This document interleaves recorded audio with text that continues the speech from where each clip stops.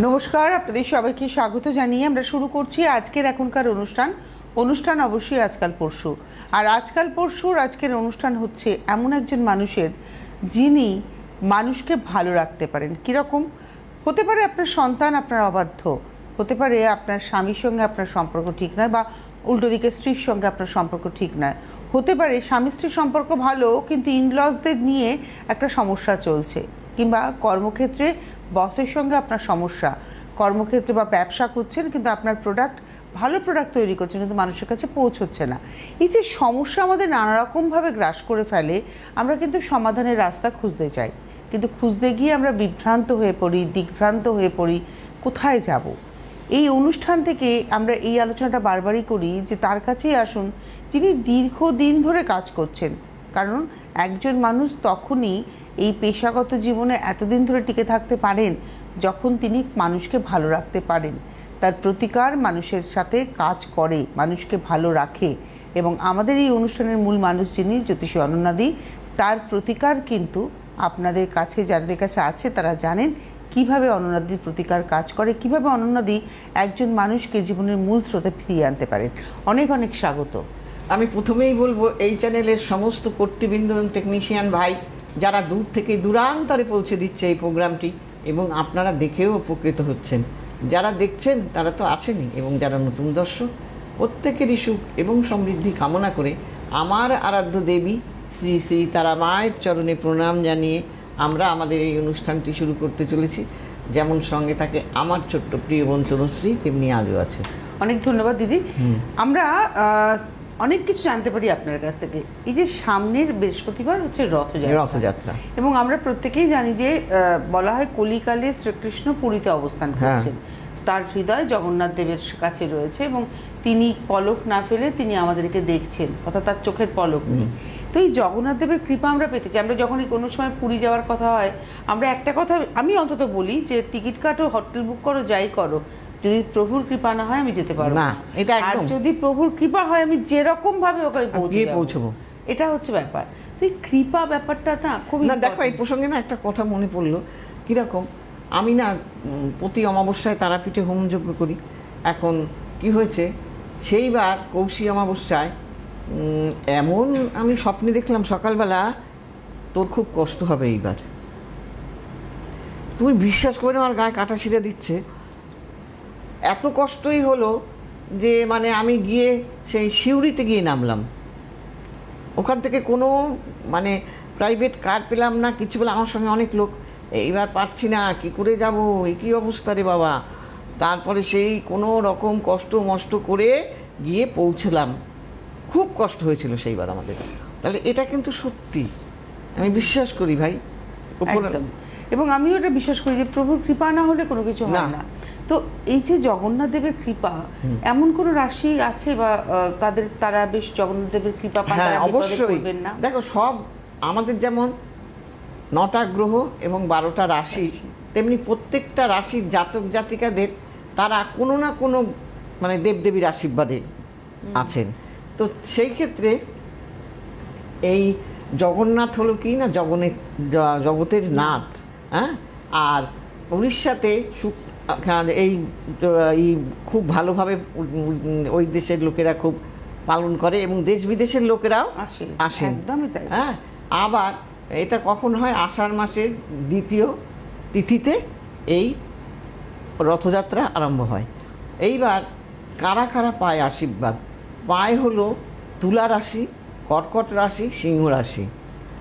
হ্যাঁ, এইবার কি হলো যে যারা তুলা রাশি তাদের কিন্তু এই জগন্নাথ দেবের আশীর্বাদে তাদের কিন্তু অন্ন বস্ত্রের কোনো দিন অভাব হয় না। আচ্ছা, তারা যে কোনো বিপদে পড়ুক, ঠিক জগন্নাথ তার আশীর্বাদে উদ্ধার করে দেবেন। আবার যারা কর্কট রাশি, তারা কি হয়, তাদেরও আশীর্বাদ থাকে। আবার তারা যে কোনো সমস্যার মধ্যেই পড়ুক না কেন, তাদের কিন্তু ঠিক তারা বুদ্ধি করে কোনো না কোনোভাবে জগন্নাথ দেবের আশীর্বাদে তারা উতরিয়ে ওঠে, সেই সমস্যাটা থেকে বেরিয়ে আসতে পারে। হ্যাঁ, এবং তাদের গাড়ি বাড়ি হয়। আবার সিংহ রাশি, এবার সিংহ রাশিদের কি, সিংহ রাশিদের ব্যবসা বাণিজ্য তারপর তাদের সামাজিক মান সম্মান প্রতিষ্ঠায় কখনো সমস্যা হয় না। কারণ কারণ এটা হচ্ছে প্রভুর কৃপা। বিভুর কৃপা বলে না, ঠাকুরের ঈশ্বরের দয়া থাকলে সব। এই যে তাহলে রথযাত্রা আসছে, তাহলে কি এই 3টে রাশির মানুষদের স্পেশাল কিছু করলে, মানে আপনি কি কিছু বলবেন যে তারা যাতে এইগুলো করলে আরো বেশি কৃপা হ্যাঁ, পায়? কেন, তারা যদি ধরো রথযাত্রার সময় একদিন একটা লাল কাপড় বা হলুদ কাপড়ে এলাচ, লবঙ্গ, সুপুরি, কটা এলাচ কটা লবঙ্গ এরকম করে হবে? হ্যাঁ 5টা লবঙ্গ, 5টা এলাচ, 3টে সুপুরি, হলুদ, এগুলো জগন্নাথ দেবের সামনে রেখে, একটু ধান সামনে রেখে তার পুজো করে, ও পুজো হয়ে গেলে পরে জগন্নাথের রথযাত্রা শেষ হলে ওই পুটলিটা লকারে বেঁধে রাখবে। মানে জগন্নাথ দেবের সামনে রেখে দিতে হবে কি 7 দিন, মানে যতদিন হ্যাঁ, রথ হ্যাঁ, হচ্ছে? হ্যাঁ, হ্যাঁ। আচ্ছা, একটা টেলিফোন নিয়ে নিই আমরা। নমস্কার, কে রয়েছেন? হ্যালো, হ্যালো, আমি বলুন দিদি, আমি আসাম থেকে বলছি। আসাম থেকে কি নাম আপনার? আমার কুসুম চক্রবর্তী। হ্যাঁ, কুসুম চক্রবর্তী। কে? কুসুম কে? আপনি নিজে? আমার মেয়ের জন্য জানবো। আচ্ছা, কুসুম আপনার মেয়ের নাম? মেয়ের ডেট অফ বার্থ? মেয়ের নাম হচ্ছে সুস্মিতা। আচ্ছা। Date of birth 8/4/2000। 8/4/2000। সময়? 6টা 45 PM। 6টা 45 PM। 45 PM। আচ্ছা, কোথায় জন্ম? গৌহাটি। আসাম, নগাঁও। নওগাঁওতে জন্ম। এখনো কি নওগাঁও থেকেই ফোন করছেন? না, এখন আমি ওই বলছি, আপনার দিপু থেকে ফোন করছি। দিল্লি? দীপু। দীপু, আমরা এখন আচ্ছা আচ্ছা আচ্ছা।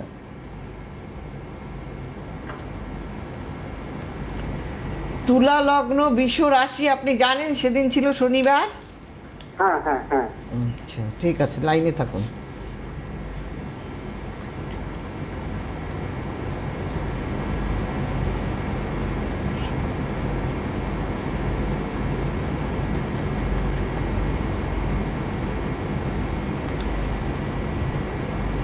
আপনার মেয়ে খুব ঠান্ডা, ধীর স্থির, কিন্তু যেটুকু খাবে পরিষ্কার পরিচ্ছন্ন, যে জামা কাপড়টা পরবে সেটাও যেন নিখুঁত ভালো পরিষ্কার পরিচ্ছন্ন হয়। কিন্তু ও যখন রেগে যাবে মারাত্মক মাথা গরম করে ফেলে। ভুল না ঠিক বলুন? ঠিক। হ্যাঁ। দ্বিতীয় নম্বর কথা, হ্যাঁ, খুব একটা যে আপনার মেয়ে কর্মঠ তা নয়, কাজ করে, কিন্তু এক একজন মানুষ যেমন এটা করছে তো আবার আরেকটা গিয়ে পরক্ষণে করছে, এই তাড়াহুড়ো করে বেরিয়ে গেল। ও কোথাও বেরোবার আগে কি করবে জানেন তো? অনেক আগে থাকতে তৈরি হবে, তাই তো? হ্যাঁ। নেচারটা এরকম। এবং ওর আপনার শরীর স্বাস্থ্য ভালো যায় না, মাঝে মধ্যেই খারাপ যায়। ভুল না ঠিক? মানে বাবার? হ্যাঁ।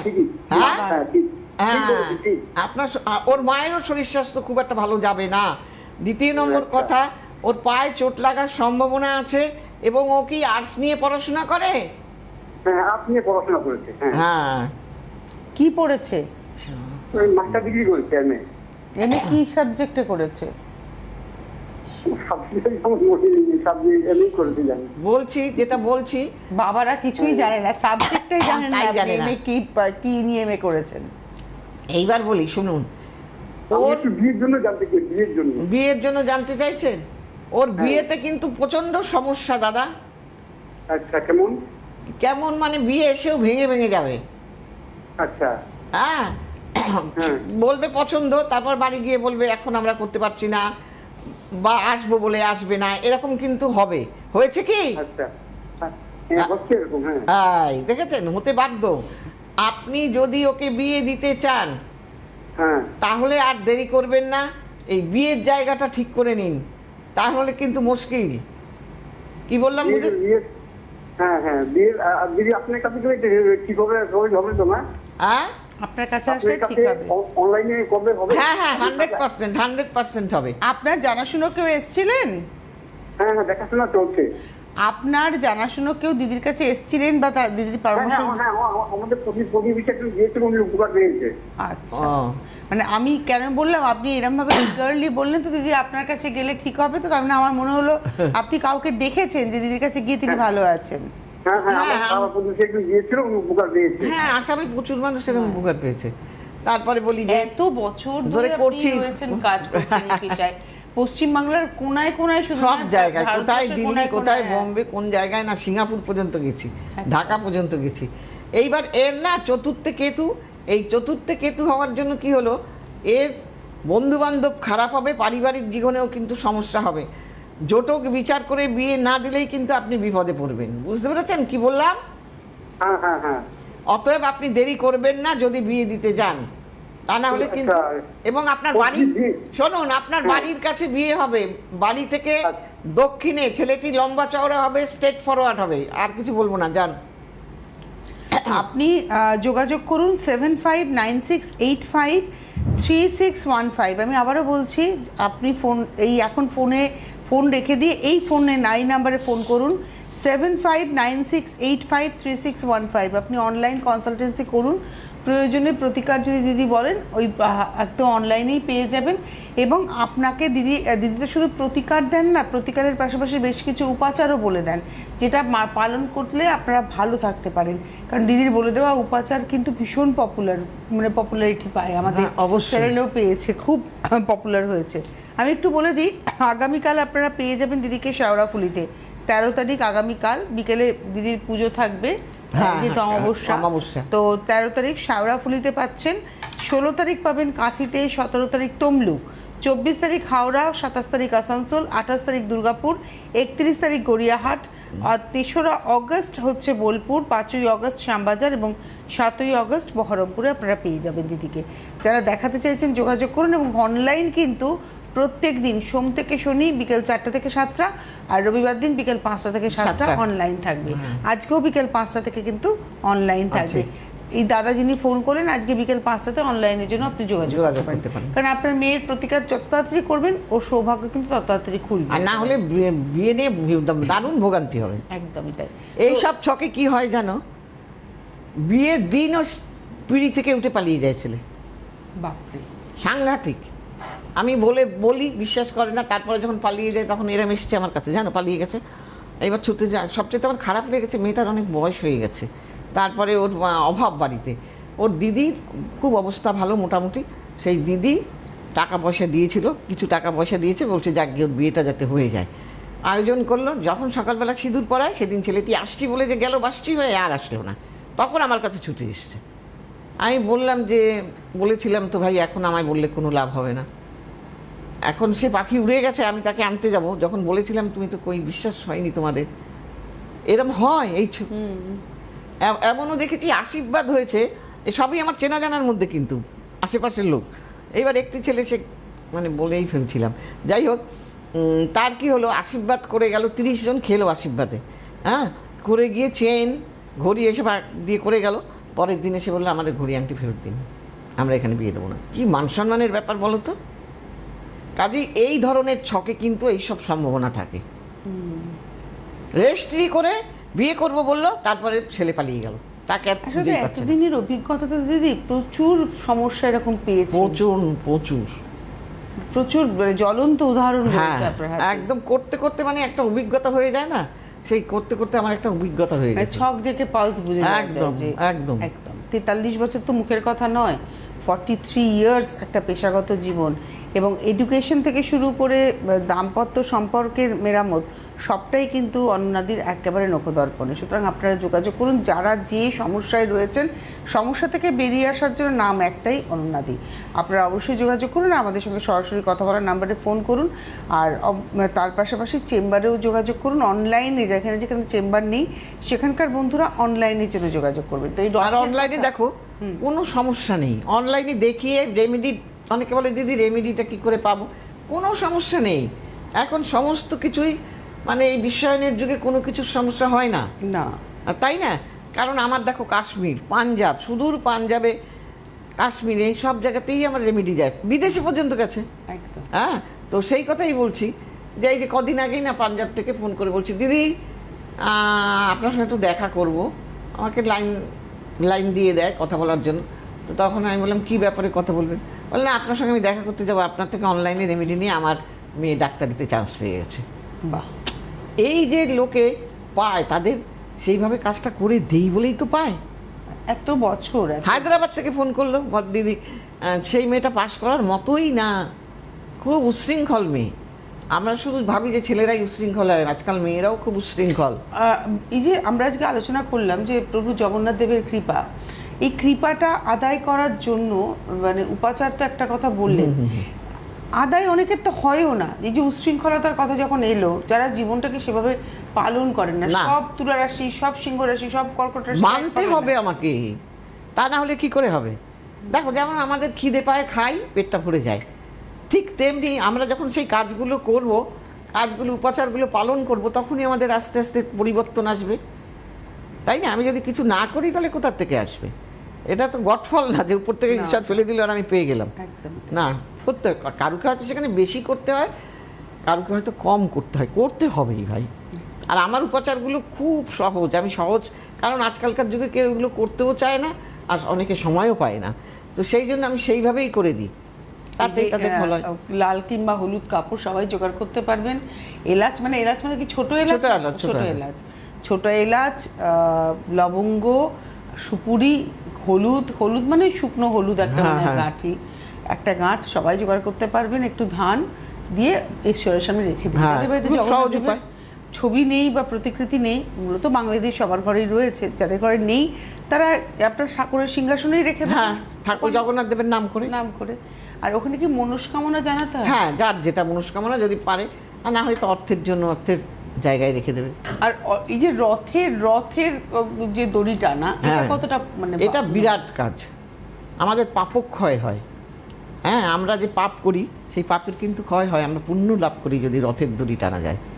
আমরা ছোটোবেলায় শুনেছিলাম আমাদের রথের থেকে একটু দড়ি ছিঁড়ে এনে যদি আনা যায় তাহলে ভালো, হ্যাঁ, রেখে দেওয়া যায় যদি, তাহলে সেটাও কিন্তু খুব ভালো, কিন্তু সবাই কি আর পারে? সেটা হয় না, কোথা থেকে পাওয়া যাবে? পাওয়া যায় না। তো সেই বলছি যে সব কিছুরই কিন্তু একটা ভালো দিক আছে। এবার যে ঠাকুরকে মানেন, সবাই যে জগন্নাথকে মানবে এমনটা নয়, কেউ আবার দেবাদিদেব মহাদেবকেও মানেন, যে যাকে মানেন কিন্তু মানবেন, তাহলেই কিন্তু তার ফল পাওয়া যায়, ঈশ্বরের কৃপা পাওয়া যাবে। কৃপা পাবেন, বিশ্বাস রাখতে হবে ভাই। যার বিশ্বাস নেই তার কিচ্ছু হয় না। বিশ্বাসটা যার মধ্যে আছে, ধৈর্য যার মধ্যে আছে, সে নিষ্ঠা সহকারে যদি করতে পারে, আমার মনে হয় পায়। আমরা আরেকটা টেলিফোন নিয়ে নিই। নমস্কার, কে রয়েছেন? আমি বলছিলাম যে আমার ছেলের জন্য একটু জানতাম। আচ্ছা, আপনি কোথা থেকে ফোন করেছেন? আমি বীরভূম সাঁইথিয়া থেকে। নাম কি আপনার? আমার ছেলের নাম শুভজিৎ সিং। শুভজিৎ সিনহা। আচ্ছা, আপনি ছেলের ডেট অফ বার্থ বলুন। 30/9/1990। 30শে সেপ্টেম্বর 1990। সময় বিকেল 3:10। 3:10 বিকেলবেলা। কোথায় জন্ম? সাঁইথিয়াতে জন্ম। অনুষ্ঠান দেখেন? হ্যাঁ। কেউ এসেছিল? ওরা অনেক দিনের তো, আমি যখন ওই আগে মালদা চাকরি করতাম তখন আমার কলেজে খুলে গিয়েছিল, মানে আপনি যখন মালদায় চাকরি করতেন, আপনার এক কলিগ গিয়েছিলেন দিদির কাছে? কলিগের কি সমস্যা ছিল? ও ছেলের ব্যাপারে। তো সেখানে উপকার পেয়েছিলেন? হ্যাঁ। মানে আপনি যারা কবে থেকে দেখছেন দিদির অনুষ্ঠান বা দিদির সম্পর্কে জানেন? আমরা অনেকদিন থেকে দিচ্ছি। আমার স্ত্রী খুব ভক্ত। আচ্ছা, আপনার স্ত্রী খুব ভক্ত। ঠিক আছে, দিদি বলছেন আপনার ছেলের সম্পর্কে। কুম্ভ লগ্ন, মকর রাশি, জানেন? হ্যাঁ, ওই মকর লগ্ন বলেছিল। হ্যাঁ, কুম্ভ লগ্ন, মকর রাশি। আচ্ছা, আপনি দেখে নিন টিভিতে। দেবগণ। হ্যাঁ। দেবগণ। হ্যাঁ।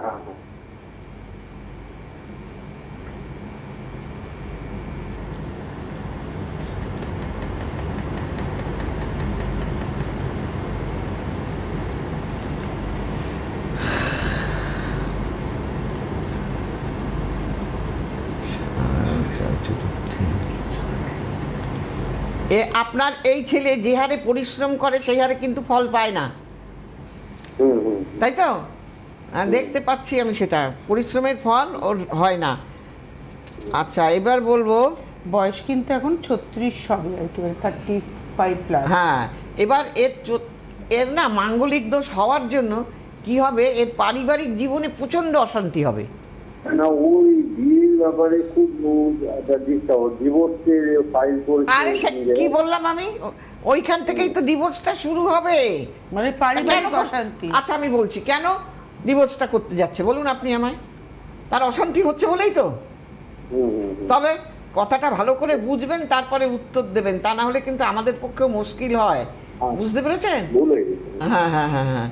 আচ্ছা এইবার এর কি হলো, মানে এর সপ্তমে রবি বসে আছে এবং সে দাহ্য যোগে আক্রান্ত, এই এবং সপ্তম প্রতি ষষ্ঠে, এর ডিভোর্স হবেই হবে। আচ্ছা, বুঝতে কতদিন পেরেছেন? আগে বিয়ে হয়েছিল? এই মেয়ে মিথ্যেবাদী, মেয়ে একটু মিথ্যেবাদী, খুব শেয়ানা মেয়ে। যাকে নিজের বিয়ে করেছে। হ্যাঁ, এ নিজেরটা ছাড়া আর কাউকে কিচ্ছু বোঝে না। যা বলছি ভুল না ঠিক বলুন? না না, আপনি ঠিকই বলেছেন। ঠিক বলছি না? হ্যাঁ। এবং আপনার ছেলের বিয়ে হয়েছে বাড়ি থেকে খুব দূরে না? না না। হ্যাঁ, তাহলে আমি কি করে বলছি এইগুলো বলো? হ্যাঁ, অতএব আপনি এগুলো ঠিক করুন। আপনি কি জানতে চাইছেন আজকে তাহলে, মানে ছেলের ডিভোর্স কবে হবে নাকি না ডিভোর্স আটকাতে এই চাইছেন? বিয়ে টিকবে না, আপনি তো আটকাবেনও না। এই বিয়ে টিকবেও না। আপনি কি কারণ চেয়েছেন? এতে বিয়ে টিকবে না না? না, টিকবে না। উনি চাইছেন ছেলের বিবাহিত জীবনটা টিকে যাক। কেন, নাতি নাতনি আছে? হ্যাঁ, একটা নাতনি আছে 5 বছরের। ওই যে ওই জন্যই। হ্যাঁ, কিন্তু আপনি চাইলে কি হবে, এ তো সপ্তমপতি অষ্টমে। এই যদি 6, 8, 12 ঘরে বিবাহকারক গ্রহ চলে যায় না, সে বিয়ে কিছুতেই আটকানো যায় না। যদি কিনা সেখানে শুভ গ্রহের দৃষ্টি থাকে তাহলে টিকে যায়। এই শুভ গ্রহের দৃষ্টি নেই। পরবর্তী বিবাহিত জীবন কিছু হবে বা সেটা ভালো হবে? হ্যাঁ, সে পরবর্তী জীবনটা আবার দেখে জটক বিচার করে দিলেই হবে। মানে এই বিয়েটা যদি জটক বিচার হতো তাহলে প্রতিকার প্রতিবিধান করলেই সমস্যা হ্যাঁ হ্যাঁ, তাহলে আর বিয়েটা তাহলে তো বিয়েটা হতোই না। হতোই না। কারণ সে কেটে যেত, বলতো যে এখানে দিলে ভালো হবে না।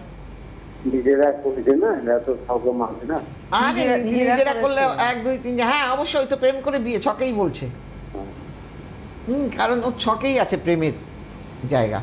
অতএব আপনি যত তাড়াতাড়ি পারেন এটার প্রতিবিধান করে নেবেন। বুঝতে পেরেছেন?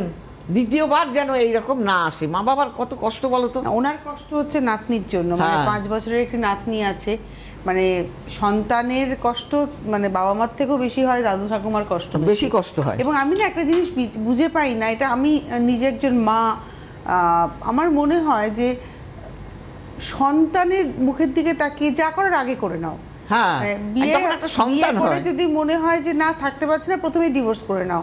একটা বাচ্চা হয়ে যাওয়ার পরে আর মানিয়ে তারপরে নিতে হয়। বাচ্চাটাকে নিয়ে হয় মা নয় বাবা আবার বিয়ে করছেন, এটাও খুব একটা আমি কাঙ্ক্ষিত এগুলো নয়। দেখলে আমি দেখি তো আজকাল যে বিয়ের পর বিয়ে হয় মা বাবা এই বিয়ে করছে, কদিন তার আবার আগে- দধিমঙ্গল হচ্ছে, এই হচ্ছে সেই হচ্ছে। কদিন কি আগে বিশ্রী ব্যাপার। একটি খবর আমরা পেয়েছি, সম্ভবত আমি জায়গাটা ভুলে গেছি, বাবা এবং দাদুকে ধরেছে, সৎ বাবা সৎ দাদু হ্যাঁ, হ্যাঁ, মেয়েটির নোংরামি। উপরে যৌন অত্যাচার করেছে। কি না, মেয়েটির মা মেয়েটিকে নিয়ে মানে ডিভোর্স নিয়ে পরবর্তী বিবাহ করেছে। যাকে পরবর্তীতে বিবাহ করেছে মেয়েটির সৎ বাবা এবং তার বাবা আর কি দাদু, সৎ হ্যাঁ। দাদু, তারা মেয়েটির উপরে অত্যাচার করেছে। মা কিছু বলেনি। আমার অবাক লাগে, এরা মায়ের নামে কলঙ্ক। কলঙ্কই তো, মায়ের নামে কলঙ্ক। তাই তো। তো এই যে বিষয়টা না, এটা আমার মনে হয় একটু সতর্ক এখন থাকতে স্যাক্রিফাইস হবে। করা একটা একদম। সন্তানের জন্য যদি মা স্যাক্রিফাইস না করতে পারে, মা হওয়া তো সহজ সহজ তো কথা না, নয়। সহজ কথাই না। আর মা হওয়ার আগে যা ডিসিশন নেওয়ার নিয়ে নাও। মা হয়ে অবশ্যই। গেলে সন্তানের জন্য সবটা আমার করতে হবে। সবচাইতে খারাপ লাগে, যত যে কোনো আজকে- পরিস্থিতি হোক না কেন, আমি সন্তান পেলে যাবো কেন, একদম। সন্তানটাকে কাছে রাখবো। আমাদের হাতে আজকে আর সময় নেই, আপনারা যোগাযোগ করুন এবং এই রথ সামনে অমাবস্যা, আগামীকাল অমাবস্যা, এগুলোকে সম্পূর্ণভাবে কাজে লাগান। আগামীকাল শেওড়াফুলি, 16 তারিখ কাঁথি এবং 17 তারিখ তমলুক, 24 তারিখ হাওড়াতে আপনারা দিদিকে পেয়ে যাচ্ছেন। অনেক ধন্যবাদ দিদিকে, ধন্যবাদ আপনাদের, নমস্কার। সবাই ভালো থাকবেন, নমস্কার। আপনাদের প্রিয় জ্যোতিষী অনন্যাদি এখন অনলাইনে কনসালটেন্সি করছেন আর ঘরে বসে পেয়ে যাবেন প্রয়োজনীয় প্রতিকার ভারতবর্ষের যে কোনো প্রান্তে। Online consultancy number 7596853615। অনন্যাদি সব সময় আপনাদের সাথে, আপনাদের পাশে।